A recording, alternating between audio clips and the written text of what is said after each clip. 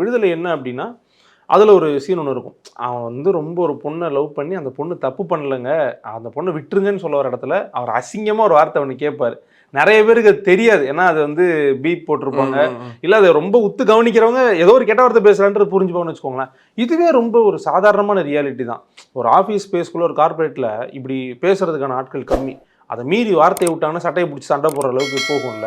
அது யதார்த்தத்தில் ஒரு காவல்துறைக்குள்ள பண்றதுக்கான ஆக்சுவலி காவல்துறை கிடையாது. உண்மைதான் நீங்க சொல்ற மாதிரி காவல்துறை கான்ஃபிளிக்ட்டை பத்தி பேசுற படங்கள் நிறைய இருக்கு. பட் டானாக்காரன் எடுத்துக்கிட்டா ஒரு செலெக்ஷன்ல இவ்வளவு கஷ்டப்பட்டு வர்றாங்கன்றதுக்குல்ல எனக்கு அதை பார்க்கும்போது என்ன தோணுச்சுன்னா அவங்க மேல ஒரு மரியாதையும் வருது. அட் த சேம் டைம் நீங்களும் மனுஷங்க தான், உங்க கூட வரவனும் மனுஷன் தான், இவ்வளோ மோசமா நடத்துவீங்களா அப்படின்னு போது ஆக்சுவலி அந்த டைரக்டர் கூட நிறைய பேசுவோம் சொல்லியிருந்தாரு.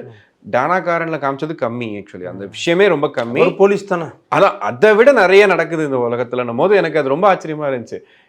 ஒரு பாத்ரூம் வசதியை பத்தி காட்டுவாங்க, அவங்க இருக்கக்கூடிய அந்த போட்டு கொடுமைப்படுத்துறதை காட்டுவாங்க.